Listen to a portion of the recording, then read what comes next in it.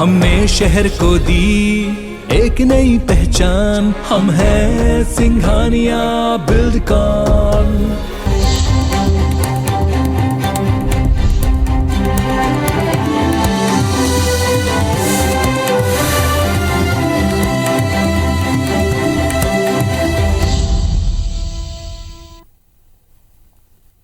नमस्कार, स्वागत है आप सबका। मैं पुनीत पाठक और आप देख रहे हैं मेरा Madhya Pradesh.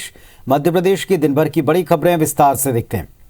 Madhya Pradesh professional examination board का नाम अब से मध्य प्रदेश कर्मचारी चयन बोर्ड होगा। प्रोफेशनल एग्जामिनेशन बोर्ड से पहले इसे व्यावसायिक परीक्षा मंडल व्यापम के नाम से जाना जाता था। शिवराज कैबिनेट की बैठक में नाम बदलने के प्रस्ताव को हरी झंडी मिल गई। कर्मचारी चयन बोर्ड सामान्य प्रशासन विभाग के तहत काम करेगा। सरकार के प्रवक्ता नरोत्तम मिश्रा ने कैबिनेट के फैसलों के बारे में बताया और कहा कि नर्मदा एक्सप्रेसवे के प्रस्ताव को कैबिनेट में सैद्धांतिक अनुमति मिल गई है। इसे भारतमाला प्रोजेक्ट में शामिल करने का प्रस्ताव केंद्र सरकार को भेजा जाएगा। नर्मदा एक्सप्रेसवे अमरकंटक से शुरू होकर झाबुआ तक जाएगा। एक्सप्रेसवे से प्रदेश की 12 सड़कें जुड़ेंगी। नर्मदा एक्सप्रेसवे 906 किलोमीटर लंबा होगा, जो कबीर चबूतरा अमरकंटक से शुरू होकर झाबुआ मध्य प्रदेश गुजरात की सीमा तक बनाया जाएगा। एक्सप्रेसवे से 12 क्षेत्र से रीवा, भोपाल, हरदा, होशंगाबाद, खंडवा, हरसूद, खरगोन, बड़वानी, रतलाम, उज्जैन और देवास की सड़कों को जोड़ा जाएगा ताकि वहां औद्योगिक और पर्यटन की गतिविधियों को बढ़ावा मिल सके। नर्मदा एक्सप्रेसवे को केंद्र सरकार की भारतमाला परियोजना में शामिल करने पर सैद्धांतिक तौर पर सहमति दी गई है।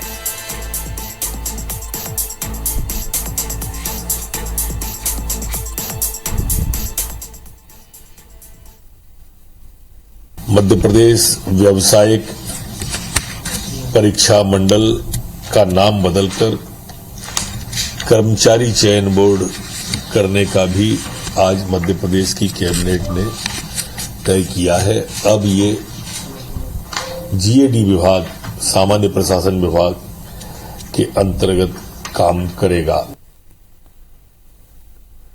राजधानी भोपाल समेत इंदौर और जबलपुर में अधिकांश शराब दुकानों पर लटके तालों को लेकर सस्पेंस बना है। दरअसल मध्य प्रदेश के शराब ठेकेदारों ने यह आरोप लगाया कि सरकार के दबाव में आबकारी अधिकारी दुकान खोलने नहीं दे रहे। अधिकारियों पर बिना कारण शराब दुकानों की चाबियां लेने का आरोप लगा है। इतना ही नहीं, आरोप यह भी है कि सरकार नई शराब पॉलिसी को लेकर टेंडर में भाग लेने का दबाव बना रही है, जबकि इस पॉलिसी का शराब ठेकेदार खुलकर विरोध कर रहे हैं। अधिकांश ठेकेदार अब शराब दुकानों का संचालन नहीं करना चाहते। नई पॉलिसी के तहत देसी अंग्रेजी शराब एक ही दुकान से बेची जाएगी, जिससे बिक्री पर असर पड़ेगा। उधर मार्जिन कम होने से डायरेक्ट इनडायरेक्ट होने वाले खर्च को वहन नहीं कर पाएंगे।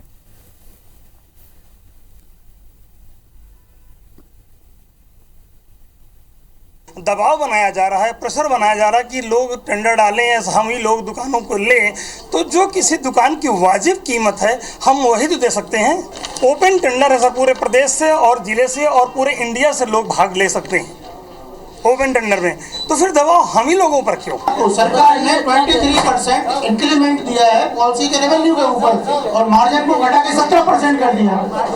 अर्लियर क्या होता था कि 20% का रेवेन्यू 10% का इंक्रीमेंट मिलता था, तो हम लोग सफाई करते थे बिक्री को, बट नाउ सरकार ने उसको उल्टा कर दिया, रेट कम कर दी और ड्यूटी बढ़ा दी। इस दुकान को तो हम लोग रेगुलर चेक कर रहे हैं, मतलब आज हम लोग इसको प्रॉपर काउंटिंग करके बैच नंबर में ला के परमिट के अकॉर्डिंग उसको कर रहे हैं, तो वो चेक कर रहे हैं। तो मतलब कुछ सिलेक्टेड शॉप्स हम लोगों ने अभी ली हुई है, जितने अधिकारी जो चेक कर सकते हैं वहाँ चेकिंग। और हमारे सहयोगी शिखिल ब्यौर इस वक्त हमारे साथ में जुड़ रहे हैं। शिखिल, मामला क्या है? शराब ठेकेदार कहते हैं कि अननेसेसरी दबाव बना रहे हैं, जबकि आबकारी विभाग कहता है कि हम रूटीन चेक कर रहे हैं। देखिए, कल रात से जिस प्रकार से मध्य प्रदेश के 3 शहर की बात की जाए, भोपाल, जबलपुर और इंदौर, यहाँ पर जिस प्रकार से कार्रवाई की गई, कहीं ना कहीं जो सस्पेंस है वो बरकरार नजर आता है, क्योंकि साफ तौर पर अधिकारियों का कहना है कि ये रूटीन चेकअप किया जा रहा है। इतना ही नहीं बल्कि ये भी बताया गया है कि 31 मार्च जिस प्रकार से जो शराब ठेके की जो नई टेंडर की डेट है, इसके बाद नए टेंडर जारी किए जाएंगे, उसे देखते हुए रूटीन चेकअप किया जा रहा है। लेकिन आज जो शराब शराब कारोबारी हैं उनका यहाँ पर आरोप है कि सरकार उनके ऊपर दबाव बना रही है। कल रात जिस प्रकार से रूटीन चेकअप के हवाला देते हुए जो तमाम अधिकारी जो शराब की दुकान है वहां पर दाखिल हुए, ना सिर्फ कागजात यहाँ पर मांगे गए बल्कि कंट्रोलर्स जो आबकारी विभाग के होते हैं उन्होंने उनसे चाबी भी छीन ली और इसके बाद से दुकान अभी तक नहीं खुली हुई है। और यही देखा जा रहा है कि आखिर सरकार जो कह रही है वो रूटीन चेकअप की बात कह रही है और ये भी बता रही है कि कहीं ना कहीं सरकार के ऊपर दबाव बनाने के लिए शराब ठेकेदार अपनी दुकानों को बंद कर रहे हैं, तो दूसरी ओर आरोप इस बात का शराब ठेकेदार लगा रहे हैं कि सरकार इस बात के लिए दबाव बना रही है कि जो नए पॉलिसी जिस प्रकार से मध्य प्रदेश में आबकारी की आई हुई है उसमें कहीं ना कहीं जो शराब ठेकेदारों की आरुचि दिखाई दे रही, बल्कि यूं कहा जाए कि लगभग 90% जो टेंडर अब तक मध्य प्रदेश में हुए हैं उनमें लगभग इतने ही भाग यानी आधे से भी कम शराब ठेकेदारों ने अपनी रुचि जो है वो दिखाई है। और इसी के चलते सरकार की एक चिंता यहां पर नजर आ रही है कि प्रदेश को सबसे ज्यादा राजस्व देने वाले शराब बिक्री और शराब ठेकेदार आखिर इस बार टेंडर प्रक्रिया में भाग नहीं ले रहे हैं। और इसी को लेते हुए यह बात कही जा रही है कि कहीं ना कहीं सरकार इस बात का दबाव बना रही है कि रूटीन चेकअप के नाम पर जो दुकानें हैं वो ना खोलने दी जाए, शराब की बिक्री प्रभावित यहां पर की जाए। और इतना ही नहीं, ये बात आपको बताना चाहूंगा कि लगभग 2.5 करोड़ रुपए की जो प्रतिदिन लाइसेंस शुल्क होता है वो पूरे मध्य प्रदेश से राजस्व के तौर पर दिया जाता है। और लगभग अगर कारोबार की बातचीत की जाए तो राजधानी भोपाल में ही लगभग 8 करोड़ से ज्यादा का कारोबार होता है। तो इस बात का अंदाजा लगाया जा सकता है कि पूरे मध्य प्रदेश के 3 महानगर 4 महानगर की हम बात करें तो कितना जो व्यापार है वो प्रभावित होता होगा। और इतना ही नहीं बल्कि ये भी यहाँ पर देखा जा रहा है कि जो शराब नीति जिस प्रकार से लाई गई थी उसे लेकर कहीं ना कहीं पहले से ही शराब माफी साफ तौर पर जो दुकानदार हैं, इसके अलावा जो इससे कारोबार से जुड़े हुए हैं, ट्रेंडिंग से जुड़े हुए हैं, संचालक जुड़े हुए हैं और साथ ही साथ इसमें पार्टनर्स जो हैं जिन्हें चेन लाइन के रूप में शराब ठेकेदार मानते हैं वो भी कहीं ना कहीं आरुचि दिखा रहे थे। और इसी के चलते एक चिंता का विषय यहाँ पर बना कि जो नई शराब नीति के अंतर्गत जो टेंडर जारी किए गए हैं उनमें आखिर कैसे कब तक जो शराब माफिया है वो रुचि लेंगे। इतना ही नहीं, ये भी खुलासा यहाँ पर हुआ है पुनीत की ओपन टेंडर है, पूरे देश से मध्य प्रदेश में कहीं भी शराब ठेकेदार इसमें भाग ले सकते हैं। लेकिन मध्य प्रदेश की जो शराब पॉलिसी जिस प्रकार से आई है, जो नई नीति आई है उसे देखते हुए अन्य प्रदेशों से भी कहीं भी रुचि नहीं दिखाई दी गई है। और यही आरोप है शराब संचालकों का, शराब कारोबारियों का कि कहीं ना कहीं जब सरकार के पास कम समय दिखाई दे रहा है तो दबाव डाला जा रहा है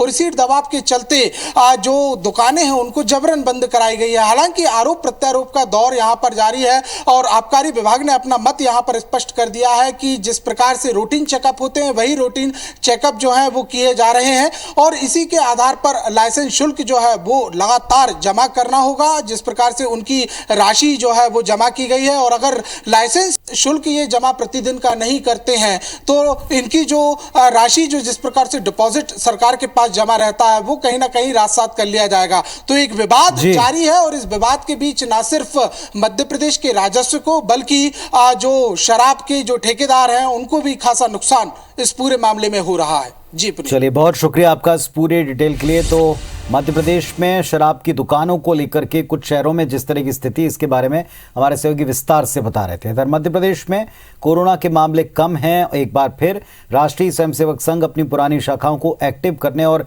विस्तार देने का काम कर रहा है। भोपाल में बीजेपी पदाधिकारियों के साथ संघ की समन्वय बैठक हुई है।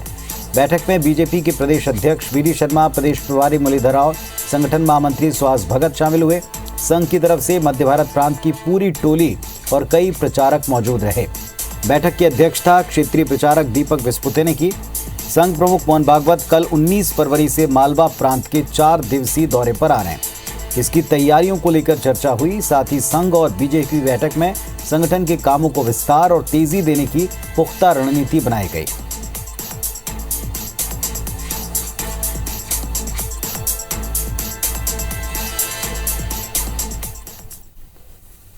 पंजाब के मुख्यमंत्री चरणजीत सिंह चन्नी का यूपी बिहार के लोगों पर दिया गया बयान तूल पकड़ रहा है। मध्य प्रदेश के गृह मंत्री ने इस पर निंदा करते हुए कहा कि कांग्रेस ने पहले देश बांटा, अब राज्यों को बांटने की बात कर रहे हैं।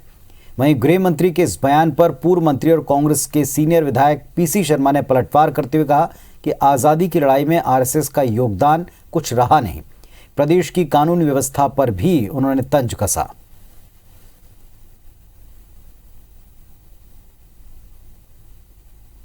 पहले देश बांट दिया,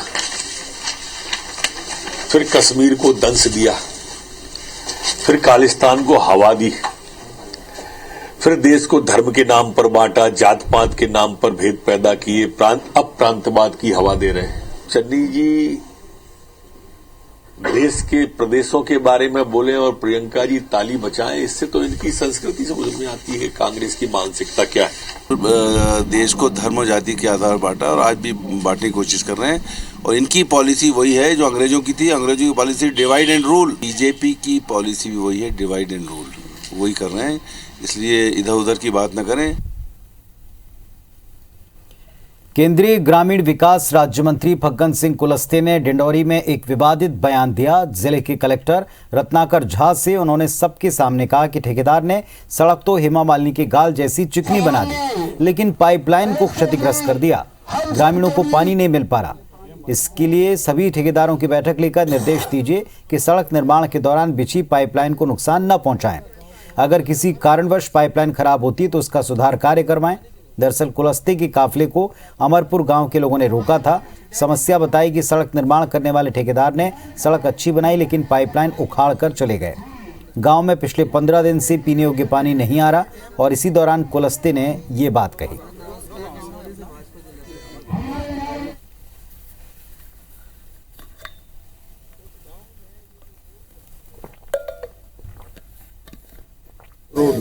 पानी नहीं है गांव में।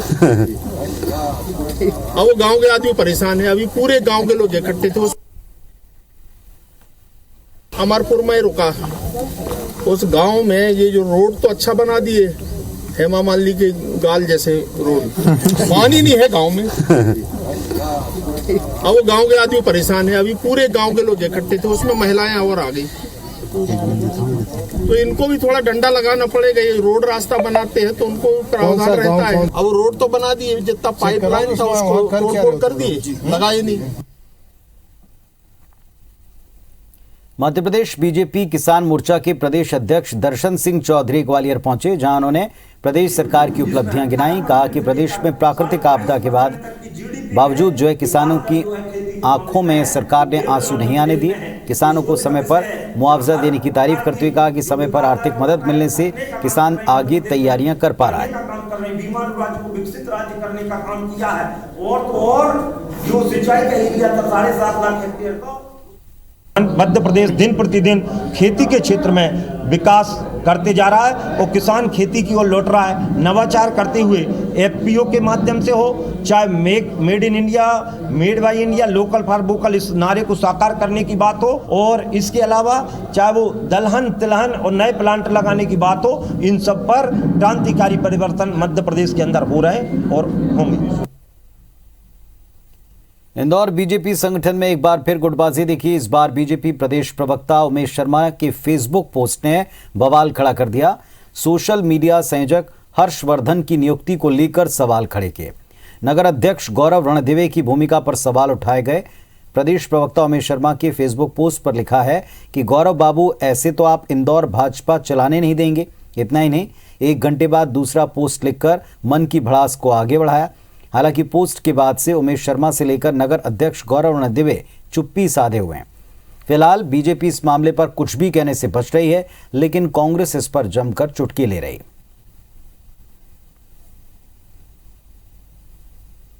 देखिए, भारतीय जनता पार्टी की इज्जत ही नहीं बची है।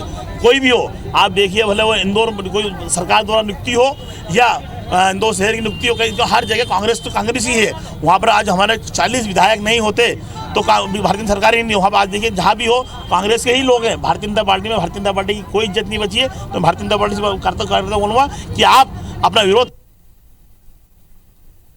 किसी भी योजना का क्रियान्वयन सही से ना हो तो खामियाजा आम जनता को भुगतना पड़ता है। ऐसी तस्वीर ग्वालियर से सामने आई, जहां पहले प्रोजेक्ट उदय, फिर 800 करोड़ रुपए की अमृत योजना और अब अमृत 2 पर ग्वालियर का प्रशासन काम कर रहा है। लेकिन अब भी शहर की प्यास बुझने में संदेह, क्योंकि 2 योजनाओं से ग्वालियर शहर में पानी की पाइपलाइन और टंकियां बना दी गई, लेकिन उन टंकियों में चंबल से पानी लाने की कवायद अब तक हो ना पाई। मगर ग्वालियर नगर निगम चंबल से पानी लाने के प्रोजेक्ट पर तेजी से काम करने का फिर दावा कर रहा है।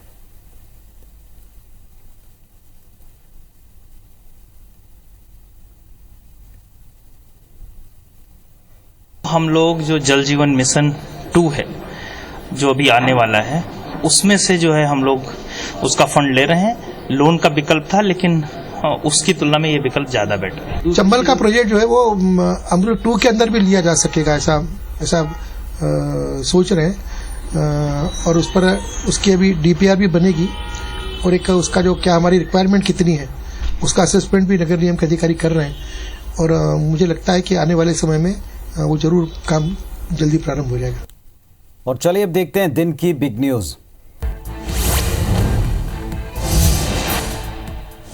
दिल्ली में गृह मंत्री अमित शाह ने जम्मू कश्मीर के विकास पर गृह मंत्रालय में एक उच्च स्तरीय बैठक की। बताया कि बैठक में घाटी के मौजूदा हालात और आतंकी घटनाओं पर बातचीत हुई है। जम्मू कश्मीर के उपराज्यपाल, मुख्य सचिव, थल सेना प्रमुख, राष्ट्रीय सुरक्षा सलाहकार मौजूद रहे।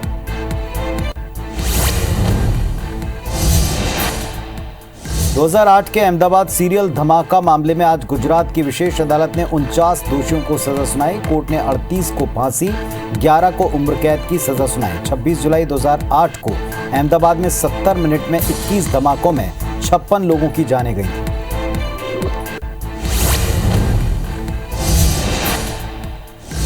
दिल्ली में प्रधानमंत्री नरेंद्र मोदी ने ठाणे और देवा को जोड़ने वाले 2 अतिरिक्त रेलवे लाइनों को वीडियो कॉन्फ्रेंस के द्वारा राष्ट्र को समर्पित किया। हरी झंडी दिखाकर ट्रेनों को रवाना किया। पीएम ने मुंबई वासियों को बधाई दी। कहा कि ये नई रेल लाइन मुंबई वासियों के जीवन में एक बड़ा बदलाव लाएगी।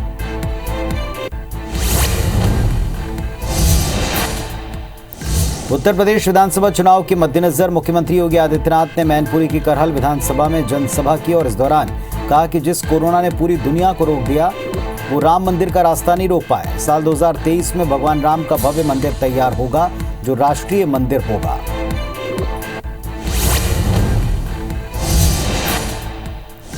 असदुद्दीन ओवैसी ने जालौन में जनसभा के संबोधन के दौरान कहा कि सभी पार्टियों ने सिर्फ मुसलमानों को छलने का काम किया।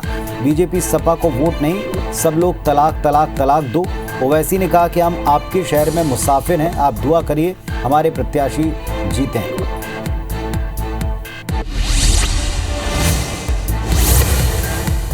और ग्वालियर से एक बड़ी खबर, 2 पक्षों के बीच मारपीट हुई। कार और स्कूटी सवार के बीच मारपीट हुई है। गोपाल मंदिर के पास की घटना है। सूचना पर पुलिस भी पहुंच चुकी है।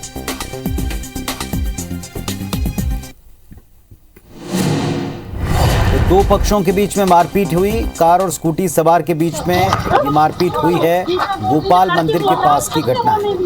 सूचना पर पुलिस भी पहुंच गई।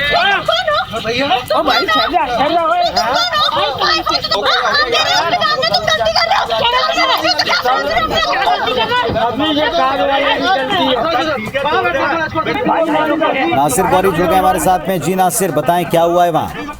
देखिए, 2 पक्षों में ये विवाद इसलिए हुआ क्योंकि एक कार सवार युवक था जो अपने आप को फॉरेस्ट का ऑफिसर बता रहा था। उसने जो एक्टिवा सवार थी भाई बहन उसके ऊपर टक्कर मार दी थी। जब कुछ उसमें तर्क दिया तो उसके बाद मारपीट दौर में शुरू हो गई। उसमें देख सकते हैं कि नाबालिग एक बच्ची है, उसके साथ भी मारपीट वो करता हुआ युवक दिखाई दे रहा है। तो ये पूरा मामला पड़ाव थाना पुलिस के पास पहुंच गया है। पड़ाव थाना पुलिस इस मामले को लेकर जो आवेदिका है जिसमें शिकायत करता है जिसके साथ मारपीट हुई है लड़की के साथ में, उसकी शिकायत पर जो चुनरी की जो गाड़ी है और फॉरेस्ट ऑफिसर जो अपने आप को व्यक्ति बता रहा है उसके खिलाफ मामला कायम किया जा रहा है। लेकिन पूरे जो हाई वोल्टेज ड्रामा है लगभग 10 से 15 मिनट चलता रहा। आसपास के लोगों ने आकर बीच बचाव किया तब ये मामला थमा और उसके बाद पुलिस दोनों ही पक्षों को ये थाने में ले गई। और शुरुआती दौर में यही सामने आया है निकल के कि जो कार सवार युवक का जो अपने आप को ऑफिसर बता रहा था फॉरेस्ट का, उसमें एक्टिवा सवार बच्ची थी और भाई बहन थे, उनको टक्कर मारी जिसके बाद ये पूरा विवाद है वो सड़कों पर नजर आया है। शुक्रिया आपका इस जानकारी के लिए। तो तस्वीरें आप देख पा रहे हैं, 2 पक्षों में विवाद हो गया। सड़क पर चलते समय ये विवाद की स्थिति देखी गई।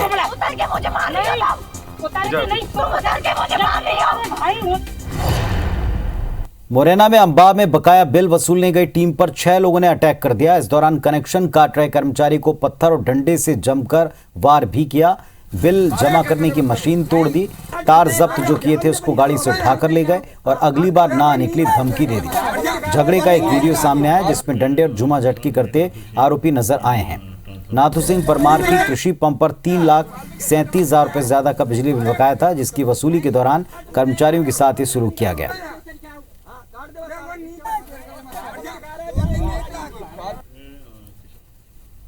लगभग जो है 3-3.5 लाख रुपए उनका रेवेन्यू से बताया था जो बिजली का बिल नहीं भर रहे थे। इस कारण से उनके द्वारा ट्रांसफर उतारने की कार्रवाई की गई जैसा हमने बताया है फरियादी ने, और उसके बाद जो है उनको मारा पीटा, उनके शासकीय कार्यवाही पहुंचाई और 3 लोगों के खिलाफ FIR दर्ज कराई है। इस बुलेटिन में फिलहाल इतना ही। खबरों अपडेट्स के लिए आप देखते रहें IBC 24। नमस्कार।